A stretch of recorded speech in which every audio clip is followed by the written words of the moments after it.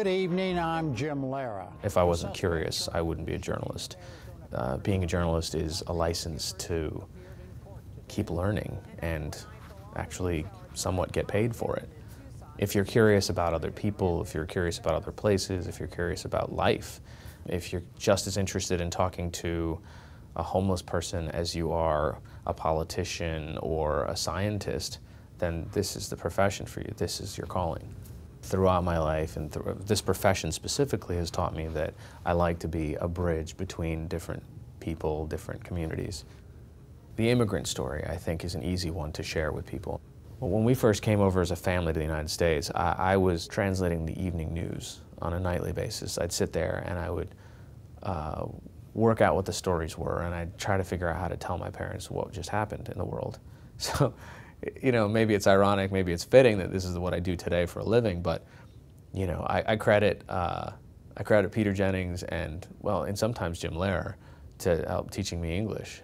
Corn prices are at the highest levels they've ever been, and meat farmers are being hit especially hard. There was a story I remember that was one of those character building stories where we had to interview, I think, a chicken farmer in Raleigh, North Carolina once. And I remember walking up this long sort of gravel pathway, crossing his fence line, because my photographer, who was an African American, he was a North Carolinian, knew exactly where we're going. And he says, "I'm not going in there." And I said, "No, we got to go get this interview." He said, "Just listen, trust me.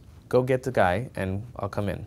I was like, this is very odd, and, you know, I'm young and idealistic, and just didn't even cross my mind of what was about to happen. And I walk up this gravel driveway, and I'm seeing this guy sitting on a porch swing up a couple of steps, and I'm seeing what looks like a broom next to him. And this guy grabs the broom, and it's really not a broom. It's a very long-barreled shotgun. And he is just beside himself that I'm walking up his driveway. He says, "You know, get off my land." And I'm like, I have this mic flag that says NBC 17, I have khaki pants, a blue shirt, I look like a reporter, I'm wearing a tie. And I'm like, "Sir, we spoke over the phone. We drove all the way down here to interview you." And he's like, "What's your name?" And I said, "My name's Sreenivasan." He said, "Nope, I talked to Harry Stevenson." And I was like, "No, sir, you talked to me." And he's just livid, and he said, "Get off my land." And he's like putting the shotgun over his lap. And at this point, I'm like, okay, I back up, I go back to my news car, and I ask my photographer, I'm like, "What are we gonna do?" And he's like, "Well, we have two choices. We could leave, or you could go get shot." And so I said, "No, look, I mean, if we leave, we go back to the newsroom right now, I don't have a story, and I'm gonna get killed by my assignment desk editor. So one of these is gonna," and he's like, "Look, this is just not gonna work." So I stood on the edge of the fence line, and I yelled at this guy, and I just said, "Sir, you know, I really just want to talk to you. How about this? Why don't you stay on your side of the fence, and I'll stay on the outside of the fence." And eventually, about 3 or 4 minutes later, he came down on his side of the fence, and my cameraman and I were on the outside of the fence, and we did this interview.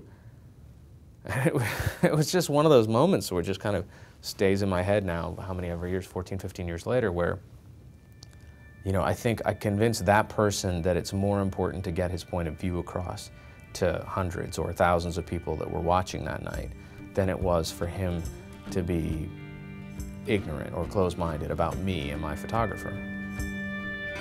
Stories don't always build bridges, but they have the opportunity to make people from different perspectives look at what you think are a strong and important set of facts. And you both agree that the story is important. You both agree that the facts of this case are important, and that the opinion is important to get across. And you kind of look past your immediate differences and say, let's talk about this.